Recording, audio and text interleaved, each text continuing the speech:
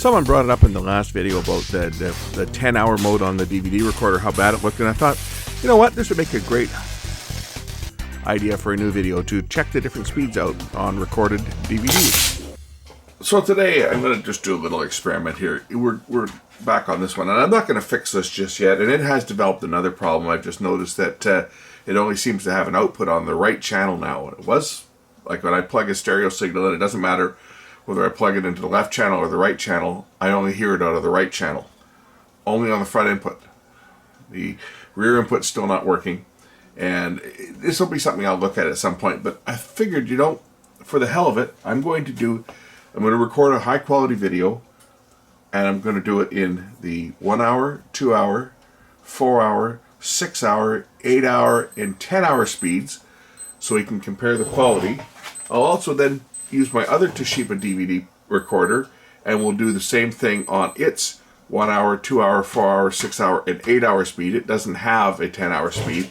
And we'll look at the same footage. I'm only going to record maybe a minute or so of each. It could be a shot from the Vancouver Aquarium. I got a bunch of these crap scratch discs that I can't use for anything, so I might as well just burn them up with an experiment. So we'll record about a minute of each from the two recorders at the three different speeds, or 3 different speeds, like 5 different speeds. And then I'm going to drag out, if I can find it, I'm going to drag out an old light on that will write on anything, and we'll try to write some MPEG-1 and MPEG-2 video to a CDR, because it will do that if I can dig the machine out. I don't even know if it works. But this will be a good comparison. We'll rip the files directly and import them directly into the timeline so you guys can see exactly what the quality looks like. So I'm going to set this to the 1 hour speed right now, and I'll start my recording playing back. It's being played off of a media player from a high definition source, so this is going to be as good a quality as I can get feeding into this. It's obviously a standard definition output, but it's a high definition source. So I'll start the video playing. This is some footage from the Vancouver Aquarium, and it's got music from Music Bakery, so I can actually let it play. So I'm gonna let this play for a minute or so, and then we'll continue on and do the same shots at the different speeds. And I should be able to take this disc out and put it into the other recorder and have it record, because it's the same brand. It should be able to handle the disc. You'll see that the frequency of the laser pulsing is much higher when it's recording on the fastest speed than it was when it was recording on the slowest data rate. But this should give you a pretty good representation as to how the quality looks between the two different machines, first of all, and through the various bit rates. And then we'll try playing the disc back also on a conventional DVD player and confirm that even the slowest speeds, like the longest speeds, at the crappiest resolution, are still compatible with a conventional DVD player. This was shot using a Sony 3CCD HD camera onto HDV tape. HDR FX1, I think, was the model. This was a very expensive camera. It was like $6,500, I think. It was one of my more expensive cameras that I still have, and it does deliver a really good picture. It's only 1080i, as all of the cameras were at the time. I'm playing it back as 4:3. It's actually a 16:9, but the TV's set for 4:3. So it's going to look a little squashed a bit. But I'll let this record. Say I've been going for about 3 minutes now. We'll switch down to the next speed down so we can compare the difference in the quality. So when I press the stop button in order to change the speed, you'll observe how the laser operates. So hit stop now. And it's now writing to disk, as it says on the screen. And once it finishes writing to disk, I can change the speed.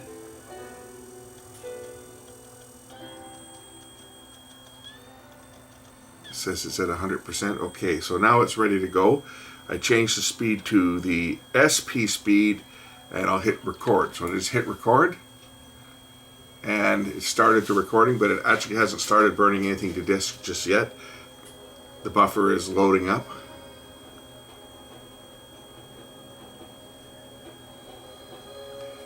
We're at 15 seconds. It still has not started putting anything to the disk yet.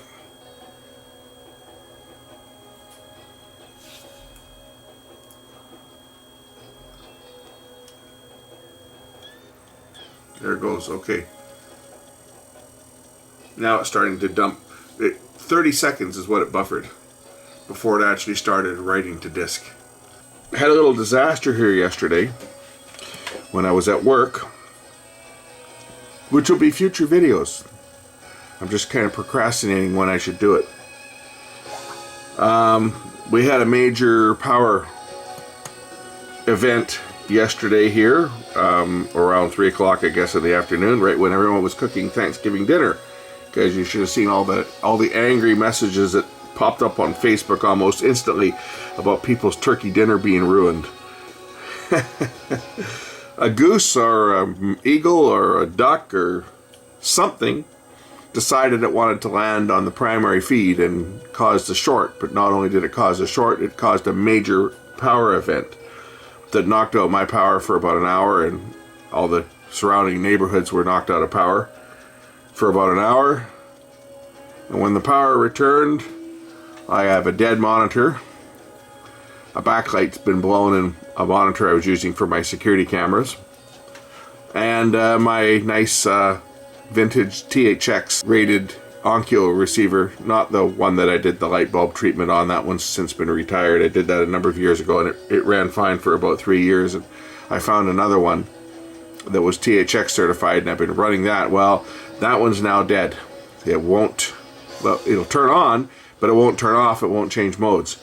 Power cycle it, and the display will come on. It'll run for about 10 seconds, and then everything just locks up.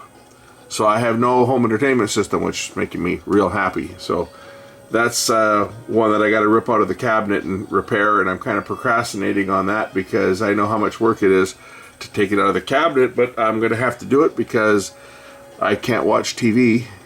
I can't watch Netflix. I can't watch anything because everything is based around this receiver, and I can't just go to the store and buy a new one because I have a lot of devices that are analog.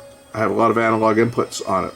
I have component inputs, I have composite inputs, and HDMI. And it does everything. It converts everything to a 1080p signal to feed out into my HDMI Balun and send it to my monitor in the other room on the other side of the house. So it's not like I can just walk into the local electronics store and buy a new one. Sure I could, but the problem is I wouldn't be able to have my laser displayer or my VHS machine or anything else that I've become accustomed to using. I wouldn't worry about so much about the DVD player because the Blu-ray player will take care of that, and it has HDMI.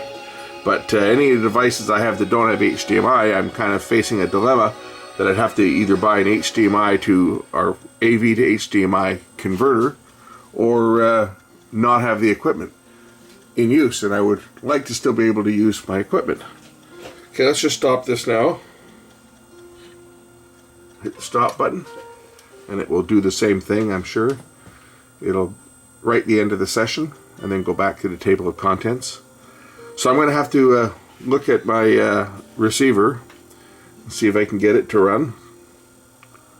So that'll be an upcoming video pretty quick.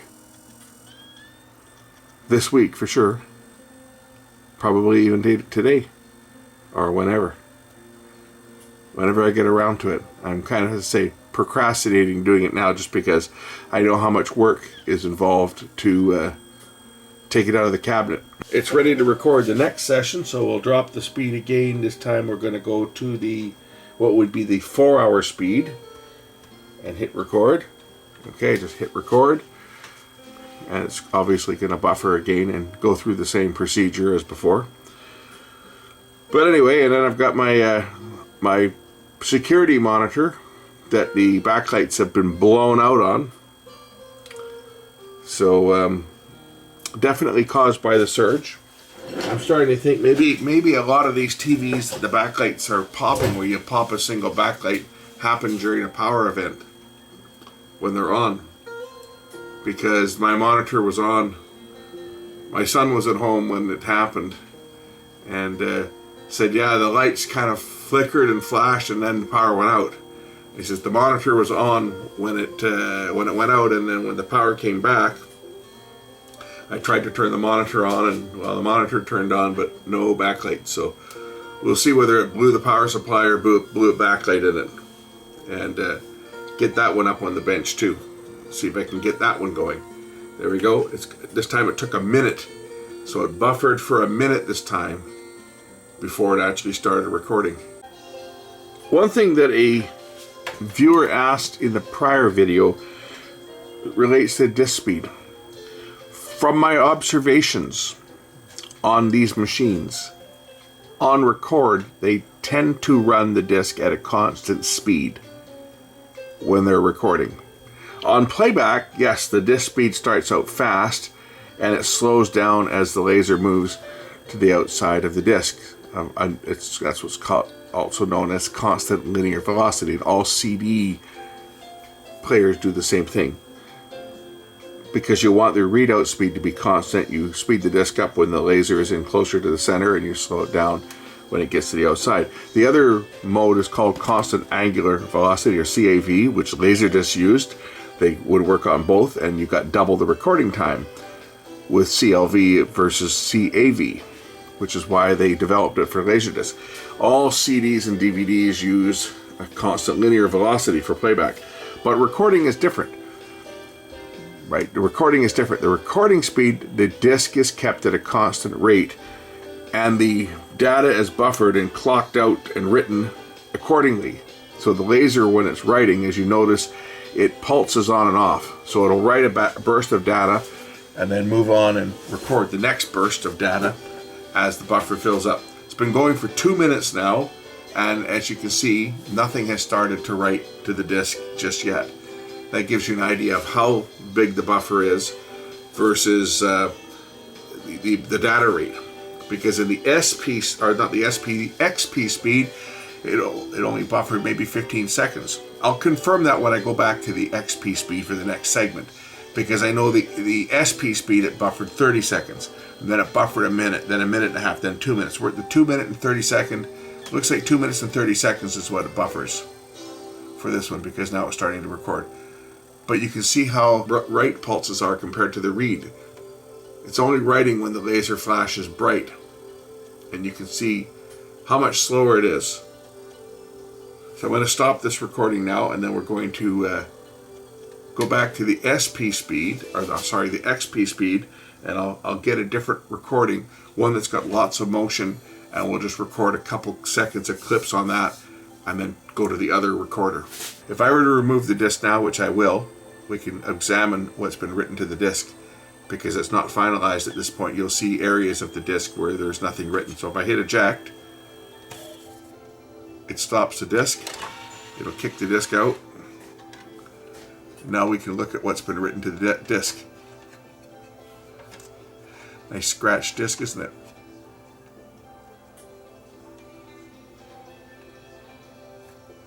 So it's been writing some information down here in the table of contents area. Can I get a close-up shot of that? This is probably as close as I can get. You can see where it's been writing some information down here, and then the actual video starts here. So there's lots of information that can still be written in this area here, because this is blank. It's only written in that little strip there, and that's the session information, and here's the different sessions that's been written. So now I'll load the disk again.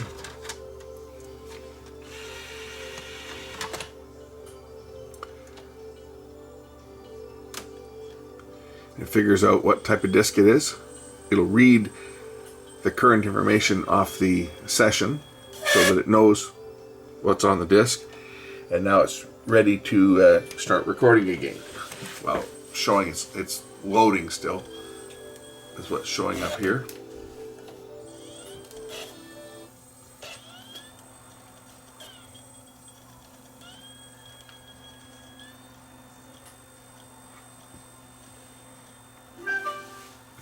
Still not ready to write.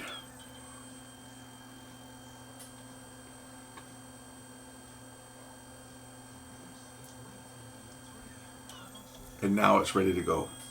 So I'll switch my record speed back to the XP speed, and I'll start another recording. This will be a driving video that's going to be recorded here. I started the recording, and we'll see how long it takes for the buffer to run out. We're at 6 seconds now.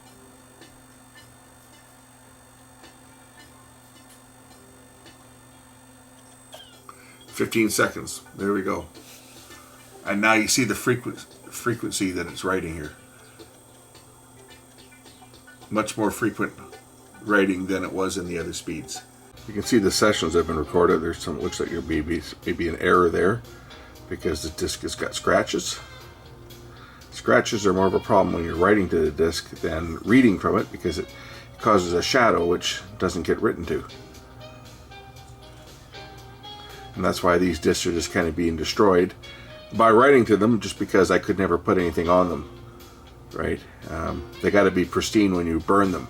It's okay to have some surface scratches on the disc. On playback it generally won't affect anything, but on record it certainly will. Now I'm going to attempt to load this partially burned disc into this other Toshiba recorder and see whether it will actually accept the disc, even though it was burned on a completely different machine. Same brand, so let's see if it will accept this disc, or whether it'll give me a message telling me that I can't use it. So it looks like it's reading the disc, and of course it tells me that it is available and it's a DVD-R video. If I use my record mode on here, I can change my speeds. On this one it only has SLP. It does not have the faster speed, or the longer speed. So it has a 1 hour, 2 hour, 4 hour, 6 hour, and 8 hour speed, which now has 7 hours left because I've used a fair bit of the disc. 53 minutes left in the XP speed. I'm going to select the Vancouver Aquarium video game. We're going to record the same segment of video that I recorded on the other one. Record it only for maybe a minute or so, just so we can compare the difference in quality. And I want to see also whether that other machine's actually recording both channels, or whether it's only recording in mono, because certainly the output has only been in mono on it lately. This machine that I'm using now hasn't been turned on in a number of years. It's a spare, so I don't even know if it works. It should work, but I guess we'll find out pretty quick. So go back to this machine. I'm going to finalize a disc in here. So I hit finalize, yes, okay, there it goes. So it should finalize, should write a whole bunch of session information at the end, and completely write the remainder of the table of contents.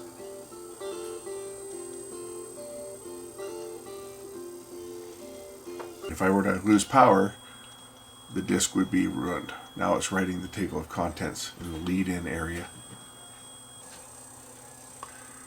Now the disc slows down, right? So unlike when I was recording where the disc was running at a constant speed, this time the disc speed is actually changing, and you can see it on camera.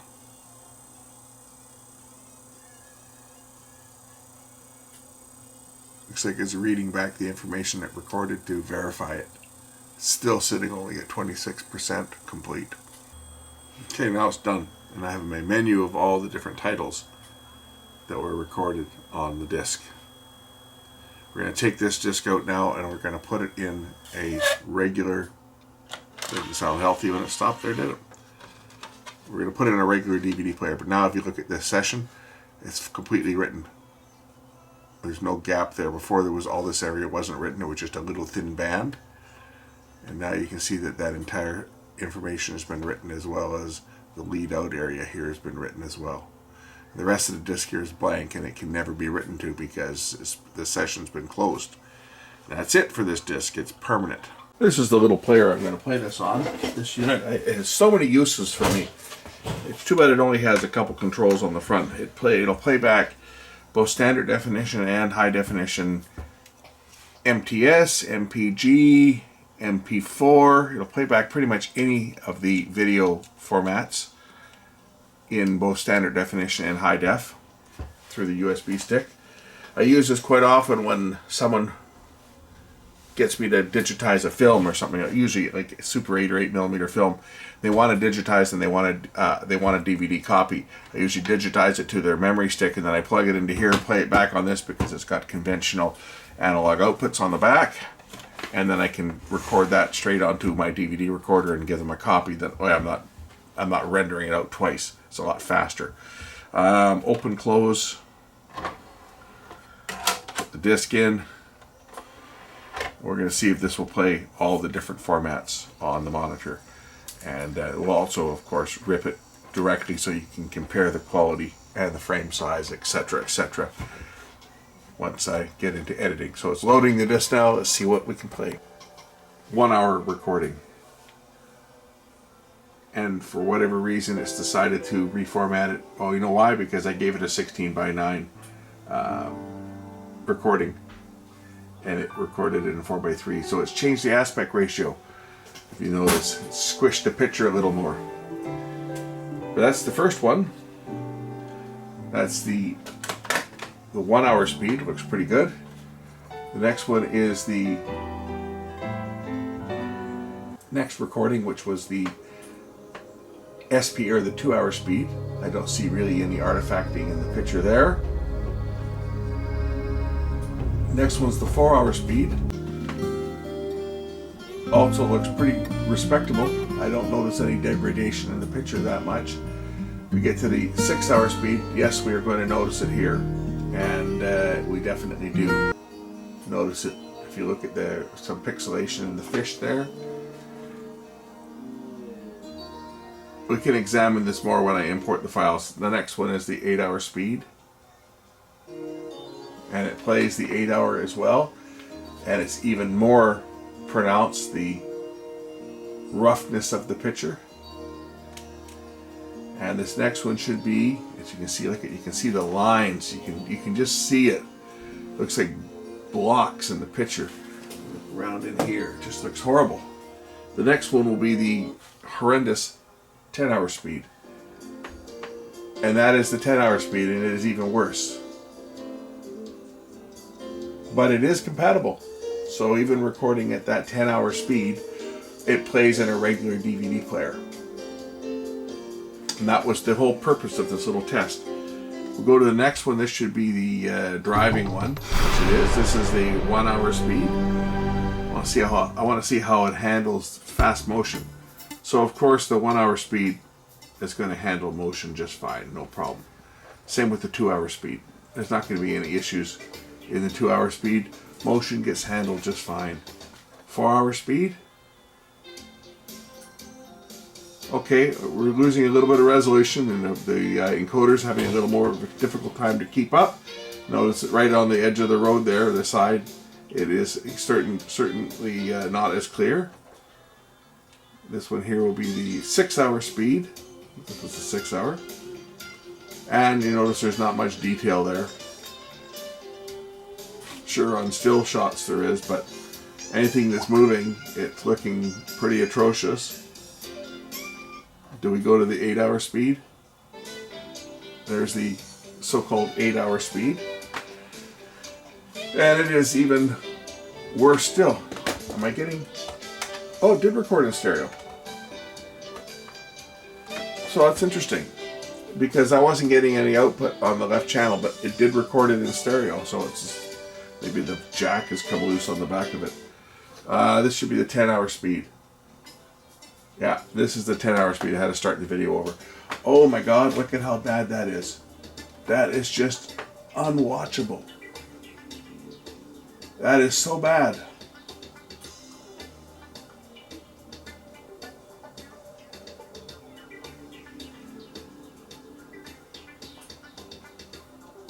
I couldn't have imagined it being as bad as it is without actually seeing it. Like, you can't even see the pedestrians crossing the street. And of course, this is the acid test. This is absolutely the hardest material to try to record of something like. And that's why I picked this shot with all this with all the movement in it, because I figured if anything was going to make it choke, it's this.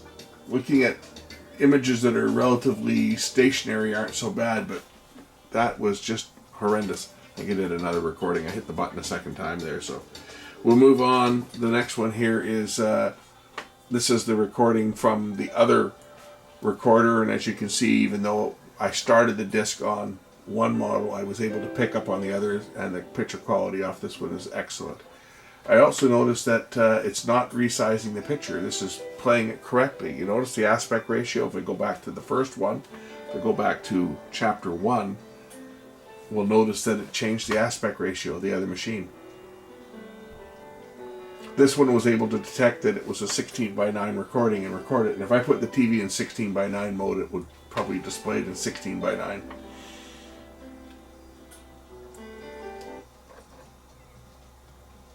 I think this was is this the 4 or 6 hour speed? This might be the 6 hour speed.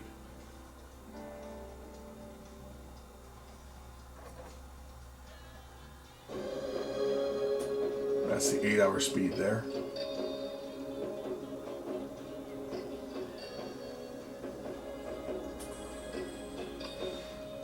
Looking a little bit rough. Yeah, now we're back to the first one. The frame size is definitely different. You notice the black on the edges here. So that recorder has compressed it down to a 4:3.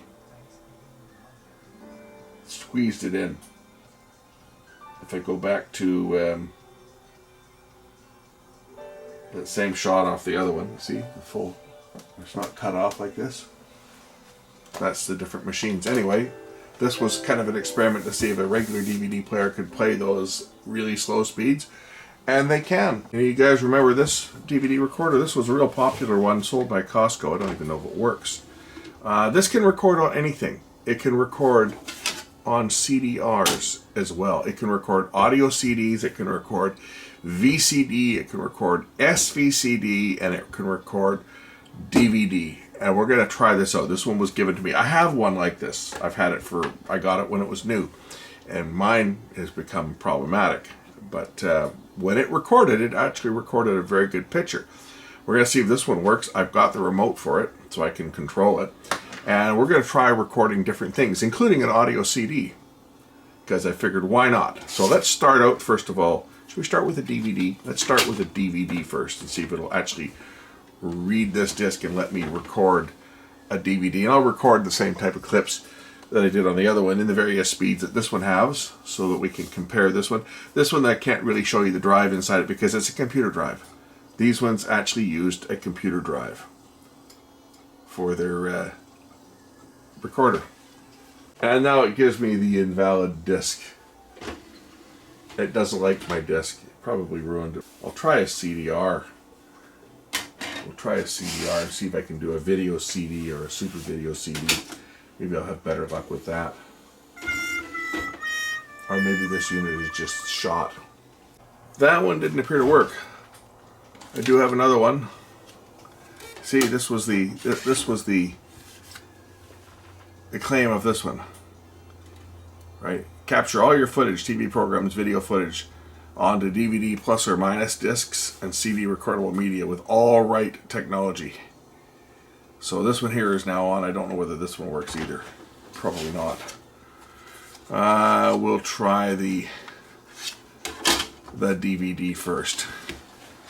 See whether this one will recognize a disc, because the other one certainly didn't. It just said invalid disc. And again, this one's giving me an invalid disc, so